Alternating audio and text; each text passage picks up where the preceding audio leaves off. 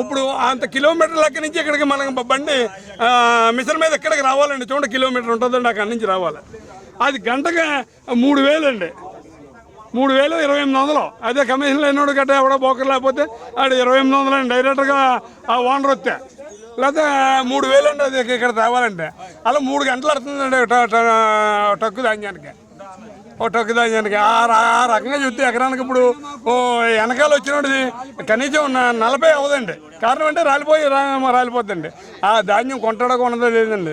బాగున్న ధాన్యం మనకు 100కి 1 2 చెప్పిన 1,530 రూపాయలు అని మళ్ళీ అందులో 7 కేజీలు తొరగి తెస్తున్నాడండి.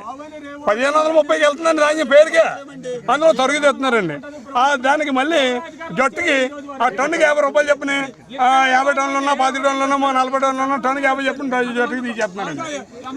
మీకు ఆన్లైన్లో డబ్బులు పడిపోతాయి. ఈ ఇరుగుదల వచ్చింది చూడండి. ఇప్పుడు టన్నుకి 8 కేజీలు ఎత్తున్నాడు. ఈ 8 కేజీల డబ్బులు బత్తాకి మళ్ళీ ముందు కట్టించుకుంటున్నాడండి. అక్కడ చూడండి 8 కేజీలు చెప్పిన 100 బత్తాల ధాన్యం కట్టించుకుంటే మీకు ఎంత అవుతుంది మీకు తెలిసండి. అలా ముందు కడితే కానీ తెగలేదండి. వెళ్ళి బండి మా ఊరు ధాన్యం మా ఊర్లో పంపితే బాగున్నాను. ఎక్కడ కోరుకుండా, ఎక్కడ గోకారం, ఎక్కడ ఇలాగా రామచంద్రపురం, సామలకోట ఇలా పంపిస్తున్నారండి.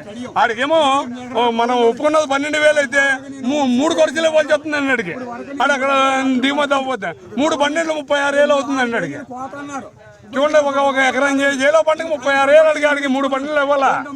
12కి ఒప్పుకుంటేనే ఆ రకంగా దొరికిన కాడికల్లా దోపిడీ కింద ఉందండి. ఈ ప్రభుత్వ విధానం అసలు మాకు నచ్చలేదండి. ఇంతవరకు ఇన్ని ప్రభుత్వాలు చూసాం మేము, కానీ ఏ ప్రభుత్వం దారుణం చేయలేదు.